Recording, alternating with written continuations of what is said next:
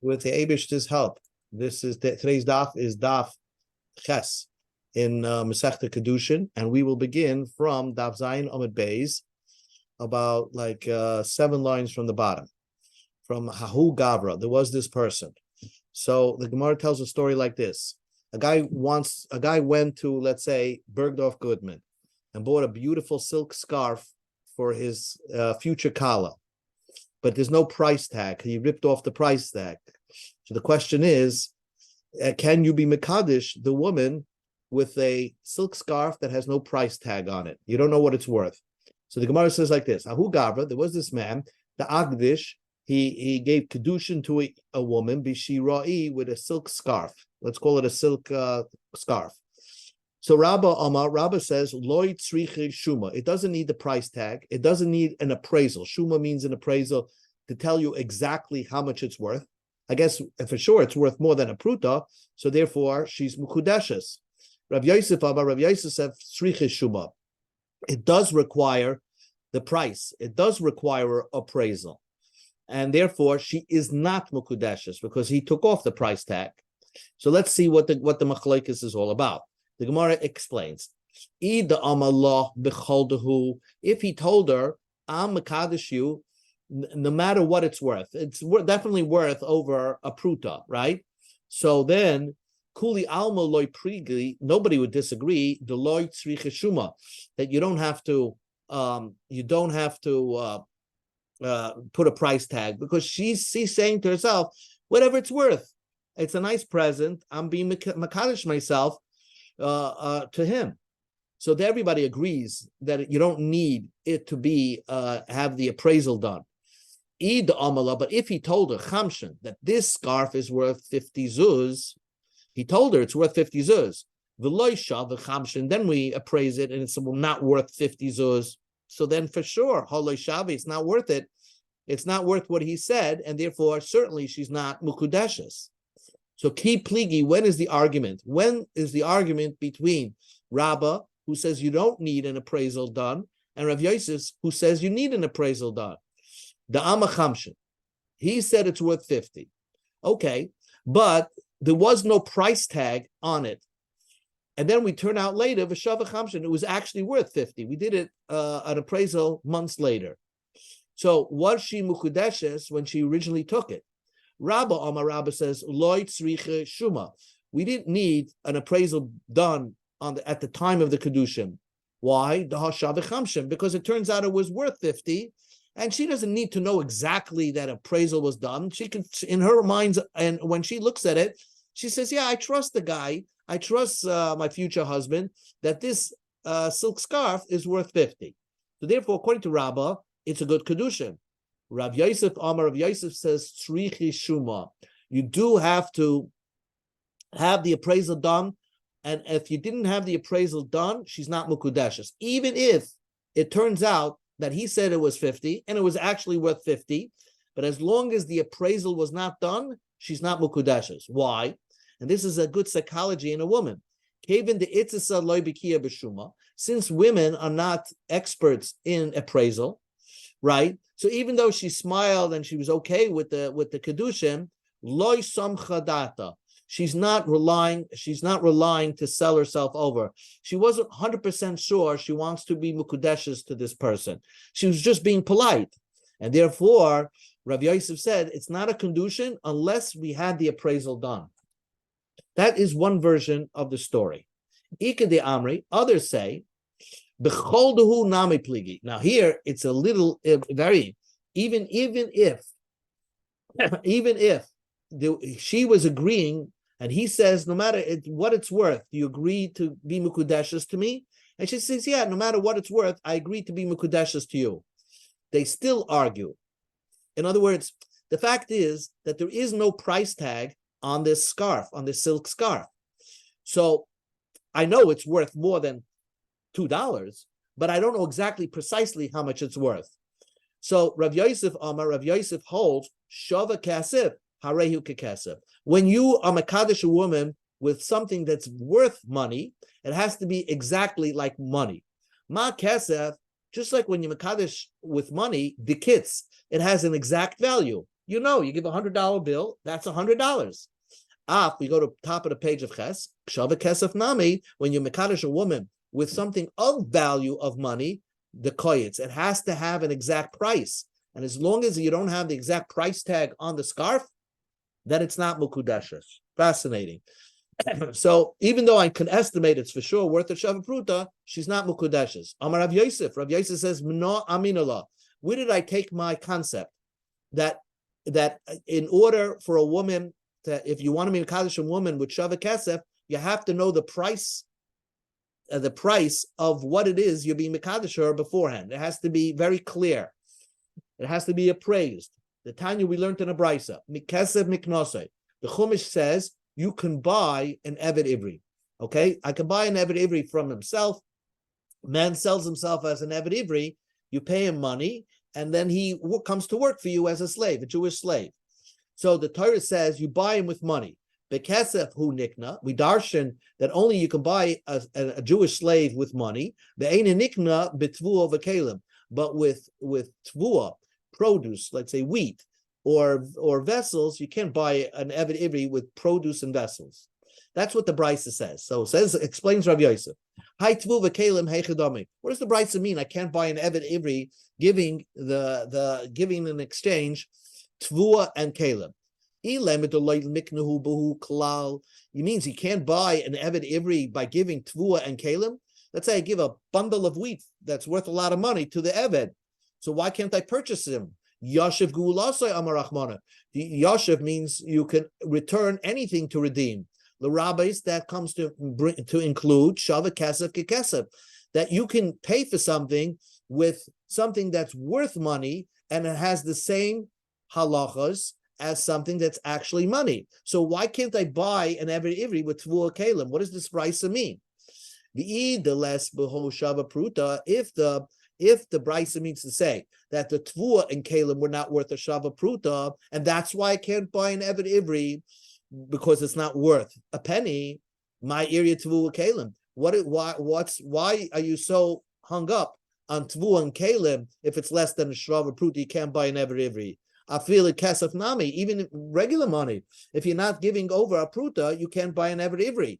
So what does this brisa mean? Bekesefu nikna, ve'einin nikna betvua kelim. You could buy an Eved Ivri with money, but you can't buy an Eved Ivri with tvua and kelim. So elalav. So Rabbi Yosef concludes his proof. Really, the isbu shava pruta. I know the tvua and kelim were worth a shava pruta, but the reason why you can't buy them, you can't use it as a means to purchase an Eved Ivri, the kelim deloketzi, since you don't know the precise exact value of the tvua and kelim, it wasn't appraised. Loy, it cannot be used to purchase an Eved Ivri. So that's what Rav Yosef says. If I want to be mekadesh a woman, I could take the most expensive diamond and give it to her. But if she doesn't have the appraisal that goes along with it, so then since it's not precise exactly how much it's worth, you can't be mekadesh a woman. Just like you can't buy an Eved Ivri if you can't show what the tvua and kelim are worth. The idach, what does the other Mandri Amrim hold? They hold that shava kesef does not have to have a price tag and appraisal. How do they learn pshat in this brisa? Hachi kamar. This is what the brisa means to say. B'toris kesefu nikna. You can use the way to buy an Eved Ivri is using money that you pay for something, right? That's how you buy an Eved Ivri. B'toris kesef. The einin nikna b'toris tvu v'kelim. But you can't buy an Eved Ivri using tvua and kelim that as not as the means to pay, but as another way to effectuate a kinyan. Using tvua and kelim as a chalipin will not be good to buy an Eved Ivri. So that's what it means. It doesn't mean that you can't pay for it in tvua and kelim. We're just meaning in the chalipin. That means that like when you go sell your chametz to the Rav, he gives you a napkin and you agree to sell the chametz to the rabbi. So same thing. It wouldn't work by giving a piece of wheat to one stalk of wheat to an Eved Ivri, and he is makining himself to you, albeit you agree that you're going to pay money at a later date. But that type of kinyan is called chalipin, which would not work. That's what the Brisa means to say. Says the Gemara, or Rav Nachman, the Oma Paris le av the Chalipin Ma'i Kalamema. According to Rav Nachman, Paris, you can't do Chalipin at all. I can't, if I want to make a purchase, I can't use, let's say, an apple to purchase. I get Mahalten mitten it's schon jetzt ungeheben. Okay. Yeah. So the Gemara says, according to the opinion that says Paris loy of the chalipin my ikalamema, so that Paris cannot do chalipin. What's the chiddush of that? Well, of course, Paris, you can't, let's say, give somebody an apple. You can't give the rabbi an apple. The rabbi can't give you an apple, and then you makna your chametz. That's what Rav Nachman holds. So chalipin never works with fruits and kalim. So therefore, what is the brisa coming to say? Ella, says the Gemara, la'olam the less behu shava pruta. It doesn't have, the tvu and kalim don't have a shava pruta, and the chiddush is that you can't purchase an eved with less than a shava pruta. Uda karmet, but you asked the question, my ear, why is it tvu v'kalim afil kesef nami? Even with money that's less than a shava pruta, I can't buy an eved ivri. So the Gemara says, loy mi boya kama. It doesn't. It didn't necessarily need to tell you that. It means to say, loy mebaya. I don't have to tell you kesef money that I can't buy an eved ivri. The ispe shava pruta, if it has a shava pruta and you could buy an eved ivri, iloy loy. You can't buy an eved ivri if it's not worth a shava. If you don't giving him a shava pruta, but I would have thought aval tvu v'kelem. If you're giving him tvua, wheat, and some vessels, ema, even if it's less than shava pruta, since he's so close to having benefit from it, he could use it right away. It's not like money which you can't use for anything. He can use it for something, maybe not a shava pruta's worth, but he enjoys it at the moment. Gomar, I would think that he made up his mind, the Eved made up his mind, and he sells himself to the master. Kamash Malam, that's what it says. That's what the Brisa says, that if it's less than a shava pruta, even if it's tvu and kalim, you can't buy an eved ivri with that. Okay, the Gemara continues. Omar Rav Yosef. Rav Yosef said, Rav Yosef again has this opinion that unless if you want to use shava kasef, you have to have it appraised before you can use it for anything in the Torah. Mana aminala. Where do I know my din? That you have to have shava kesef appraised. The Tanya we learned to the Brisa. A guy is doing pidyon ben on his son. So he gets egel zeh lepidyon beni. He says he's giving a whole calf for the of my son, right? Now, the whole pidyon ben is 5 sloim, right? So the calf is certainly more than 5 sloim. I mean, I did a pidyon ben, and I think it's worth $80. So he says, egel zeh lepidyon beni. Or talazeh, this talis lepidya beni, I'm giving it to the kohen to pay to my son. Loy amaklum, it doesn't work. But if he said egel zeh, this calf b'chomesh shaloyim is worth 5 sloim, he's saying that I appraised it; it's worth more than 5 sloim. Lepidya beni, I'm giving for the opinion of my son. Talazu b'chomesh shaloyim lepidya beni, I'm giving this talis which is worth 5 sloim for the opinion of my son. Since it was appraised, b'nai padi, his son is Padui. And so Rav Yosef explains, Hi pidyon heichadami. What does it mean that it works? That means if it wasn't really appraised. He's just saying it's worth 5 sloim, but it's not worth 5 sloim. Kol kamine, does a person have the power to redeem his son for something less than 5 sloim? Elalav, the point is, it was really afagav the shavi, even if it's way more than 5 sloim. But the Risha says, since it wasn't appraised, we don't know exactly how much it's worth. That's why in the ratio, when he says egel zel pidyon beni, it doesn't work. It doesn't work. But in the Sefer, when he actually said, I had it appraised and it's worth more than 5 sloim, then it works. So it's exactly what Rav Yosef says. You can't, shava kesef is only worth, shava kesef could only be worth only if you have an appraisal done. Says the Gemara, not so, la'olam, the loy shavi. Really, it's not worth 5 sloim. You hear? He says it's not worth 5 sloim.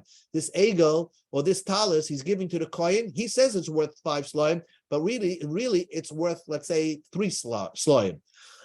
But we consider it as if it's worth 5 sloim. Ukagoin, the kabel kohen ilove. If the kohen said, you know what, to me it's worth 5 slime, even though it's not worth in the market as 5 slime, I think to me it's worth, then it will work. Rav Kahana, the shokel sudara, mibei pidyon aben.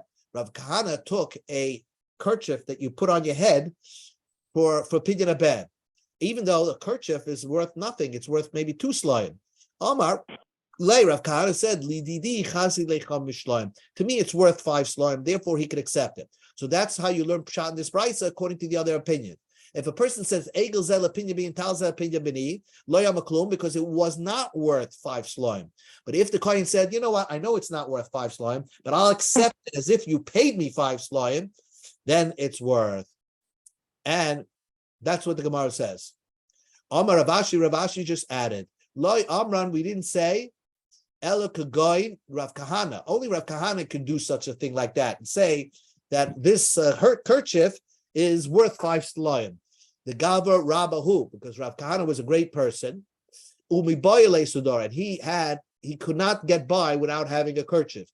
So it was like, to him, it's worth whatever it is. To him, it's worth much more than 5 slime. Aresha, because he always had to wear a kerchief on his head. In those days, the Jewish people didn't wear kerchiefs on their head. They didn't wear yarmulkes.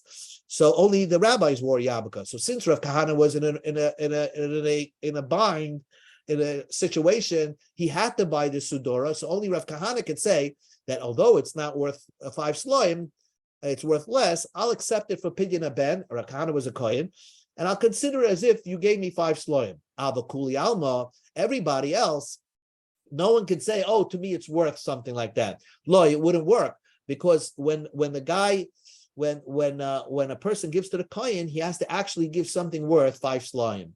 And where do we see that rabbis bought kerchiefs for their head, no matter what the price was? Mar Baravashi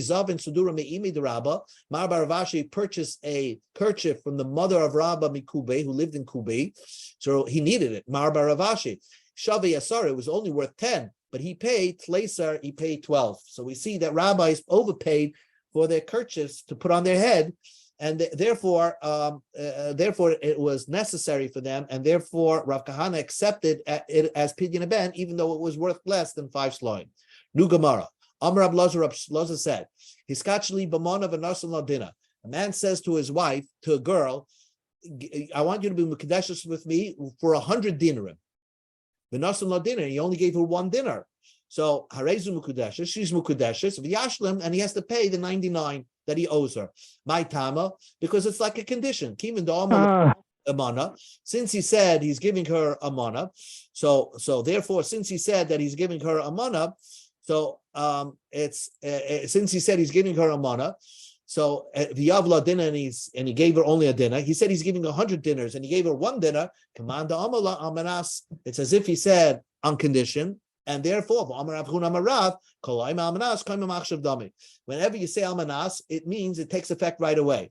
So therefore, he said he's going to be mekadosh her with 100 dinners, and he gave her 1 dinner. It's basically saying the kedushin happens right now. I'm just going to owe you the rest of the 99. And according to Rav Huna Marav, that helps. If you say almanas, it's as if you say that it should take effect right now. Says the Gemara, Meisvei, Hiskachali b'mona. If the Brisa says that if you mekadeshes to me with a mana, okay, with 100 dinners, and here the Brisa says, and he's counting out 1, 2 dinners, 3 dinners. He didn't get to the number 100 yet.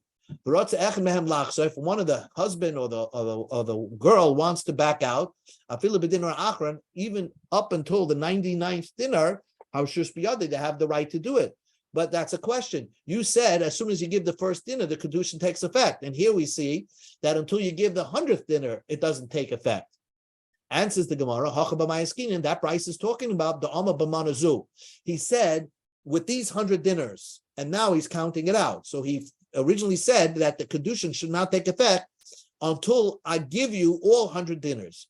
Hamid, says the Gemara, if that's true, Hamid the Sefer B'manazu, Reisha B'manastam. The Sefer says, he said, I'm giving you 100 dinners. So the beginning of the Brisa must be talking about where he did not say these 100 dinners. He just said the word 100 dinners. He didn't say these. Because the Ketani Sefer, the end of the Brisa says, Allah hiskachi b'manazu. If he said be mukudeshes to me with these 100 dinars, then imsa mana chasa dinar, and then she counts it. He gives it to her in a stack, and she counts it, and she's missing one dinar, so she only got 99. Or dinar shanachayshes, or she got one of them was counterfeit. It was, instead of a silver dinar, it was copper. Eina mukudeshes. If she's not mukudeshes, dinar ra harez mukudeshes v'yachlep. If it was a bad dinar, we'll see what a bad dinar is. Then she's mukudeshes, but he has to change it out to a good dinar. So we see that the end of the Bryce is talking about manazu. Must be the ratio of the Bryce is manastam, and nevertheless, it doesn't take effect until after he fully gives her the 100 zuz. So isn't that a question against Rabbi Lazar? Answers the Gemara law, not so. Reisha, the Sefer, the Amon Banazu. The Reisha and the Sefer, the Bryce is talking about manazu, and therefore it's a different case of what Rabbi Lazar is talking about. Uperushi kama farish. The Sefer explains the Reisha. So the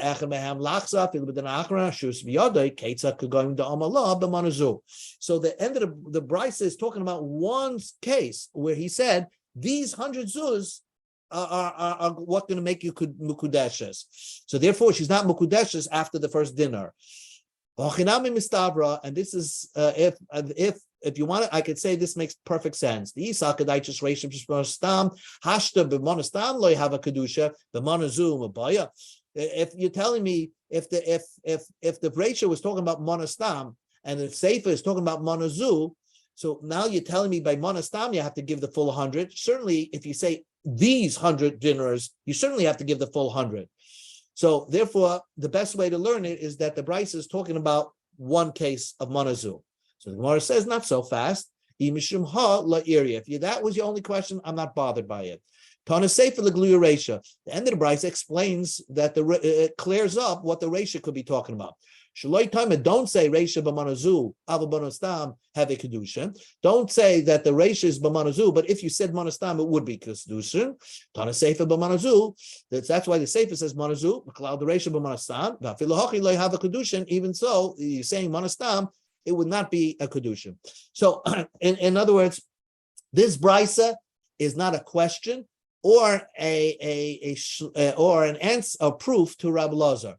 Really, Rabbi Lazar made a statement that if you say "Be mukudeshes to me" with these 100 dinars, so as soon as you give one dinar, she's mukudeshes. That was Rabbi Lazar said. But you could learn the Brysa that the Brysa is talking about that you don't become mukudeshes until after you give the 100th dinar is when you actually said "Be mukudeshes to me" with 100 dinars at one shot. Rav Ashi says even if he didn't say these 100 dinars, but he was mine of a hoylach shani, the daita akula. That means even if he said monastam, since he's showing her the wad of dinars and he's now counting it out to her, therefore she's not mukudeshes until you give her the 100. Rav Lazar's case was he didn't have 100 dinars. He says, "I'm giving you 100 dinars. Here's one of them." So therefore, then in that case, he's basically saying, "Be mukudeshes to me now, and I'll owe you the 99 dinars left." Now the Gemara just clears up the Brisa. High dinner shanachayshes. If you give a dinner nechayshes, hey chidami, what's that case that you say that it's not a good kedusha? If she knows that it was a counterfeit dinner, hasavar v'kabla, she thought about it and accepted it. Like tzricha, that the Yavnei Balayla, he gave it to her at night or when it was dark, so she couldn't see exactly if it's a counterfeit money. He slipped it in between the other dinners, so therefore that's why she's not Kudeshes, because she didn't want to accept a counterfeit dinner. So high dinner rahechadamim. But what happens? You have a bad dinner. She does accept that. Why is she mukudeshes? If one of those dinners are bad, 1 out of 100. If you can't use it anymore, isn't that like a counterfeit dinner? So the Gemara says, Amar Papa, what a bad dinner means is going to nafik al yedei adcha. If the Eved, people will take it as currency, but it's like having a torn dollar bill that you put together with scotch tape. Yes, some people will take it, but you'll have to convince them. That's called a dinara. So the Eved, if one of those 100 dinners, one of them was a dinara, she's considered can be b'kudeshes. Do Gemara. Amar of Nachman. Amar hiskachli banana v'ilniach lo mashkin aleh ena b'kudeshes. A guy says to his wife, "I'm giving you, I'm makadesh you with 100 dinners, but I have no cash. A little different. I have no money on me. He just gives him his watch. She's not mukudeshes. Why not? Mana ein kan. He didn't pay. We go to Ahmed Beis. Mana ein kan. He didn't pay any money. Umashkin ein kan. And the mashkin is worthless. If she can't keep the watch, he has to still pay the money. And therefore, since she can't keep the watch and she didn't get any money, she's not mukudeshes. Eisvei Rava or Rav Nachman. So Rava asked the question to Rav Nachman. We learned in the Brisa, Kitcha b'mashkin mukudeshes. If you mekadesh an isha by giving her a mashkin, you didn't pay her anything. You give her a mashkin, she's mukudeshes. So how does that square off to what Rav Nachman said? And says the Gemara, Hoskem b'mashkin da'acherim. Basically, somebody owed you money. Somebody owed the man money, right? And that person gave the man a mashkin. Let's say he gave a watch. If he gives her that watch, she's mukudeshes. Why? Because basically he's giving the right to collect that debt that somebody owes him to her. So that's giving her something. And really, by giving her into the mashkin, she's actually owning something because he almost owns the mashkin. The Amar Rabbi Yitzchak said, "Menayin, how do I know? Lebal choiv, somebody who owes somebody money." And gave a mashkin after the time period he was supposed to pay up and he didn't pay up and he said, you know what, I don't have the money now, take this as a mashkin. That guy who the lender actually pretty much owns that mashkin. Shnema, the pasuk says, the Torah says that if he gives you a mashkin, let's say his pajamas, and you give it back to him at night so he can use it, and then he gives it back to you during the daytime to hold as a mashkin, the Torah says that's ultimate charity. So, if the lender doesn't own it, tzedakah menayin, why does the Torah consider it charity? From here we see the bal choiv shekoina mashkin. We see from here that a bal choiv owns a mashkin. So therefore, if somebody owed a man money and he had collateral on that loan and gives her that collateral to be mekadesher, she becomes mukudeshes. New Gemara. B'nei Rav Huna, another 2 more minutes and then we'll stop. B'nei Rav Huna bar Avin, the sons of Rav Huna bar Avin, Zvin Ha'u Amsa B'prite. Listen to this. They made a deal that they're going to buy a certain maid for, let's say, 10 cents. Okay? 10 cents. They didn't have the money to purchase the maid. They didn't even have the dime. So they gave her a piece of silver to the seller and say, that's a mashkin, a piece of silver, not currency, just a piece of silver. Hold on to this like a dead weight mashkin, this dead weight piece of silver until we come up with the money. The soif iyaka yamsa. All of a sudden, the price of that maid went up. So now, did they really purchase it? They only gave a mashkin, but they never paid money for it. Also, the Kame to Rabami, they came to Rabami. Amalehu, he said to them, it's not your maid. Priti enkan, nascha enkan. You didn't pay for it, and therefore the fact that you gave a dead piece of silver to hold it for you is not enough of a payment. That was just a mashkin until you came up with the 10 cents, and therefore the guy doesn't have to sell you that maid. New Gemara, and this will end. Tana Rabbanim. The rabbi says, "Hiskacha li b'mana." If you go over to lady and you give her 100 zuz, wow, so you give it to her and you're so happy. Natalta, if she takes it from you, uzrak deliyam, and throws it into the ocean, or laor, and throws it into the fire, lechol davar aved, or throws it down the toilet, ain't a mukudeshes, she's not mukudeshes. Okay, it shows that she doesn't want to accept kedushin. Fine. But the Brisa says only if she threw it into the ocean or threw it into the toilet or threw it into the fire, she's not mukudeshes. Ha shadisa lekame have a kedushin. If she throws it back in his face, would it be kedushin? Ha kamerle shakel loibeina. She's basically saying, I don't want to accept your kedushin. So why does the Brisa stress that only if she throws it into the ocean, it's not a kedushin? If she throws it back into his face, she's basically saying, I don't want to accept kedushin from you. So the answer is the Gemara, loy mebaya kama. The Brisa doesn't have to tell you that. Loy mebaya shadisa kame. If you throw it back in his face, if she threw it back in his face, the loy have a kedusha. Certainly, it's not a good kedusha. Alvol zarakato liyama luur. But if she throws it into the ocean or the fire, Ema, what's going to happen? If she throws it into the ocean, right? He gave her kedusha money. She threw it into the ocean. she's probably going to say if she throws into the ocean, she's going to have to pay him back the money if she doesn't want the kedushin. Even the b'chayvabu, since she's going to have to pay back the money if she doesn't accept kedushin. So therefore, kedushin kaddish nafshe. We will say that she really does want to accept kedushin. She doesn't want to have to owe somebody money, and then why did she throw it into the ocean? Why did she throw it into the water? Sabra, she wants to see what kind of a husband she's having. I'm going to check out my new husband. Is he somebody that has a hot temper or not? So therefore, really, I would say that she is mukudeshes. She wanted to accept it. She threw it into the fire so that she could test her husband out to see if he's a hot-tempered guy. Kamash Malon, that's not the reason. The reason why she threw it into the fire and the reason why she threw it into the ocean was because she doesn't want to accept Kedushin from this guy. Okay, we'll continue Torah tomorrow, Be'ez Hashem. Shkoyach, bro.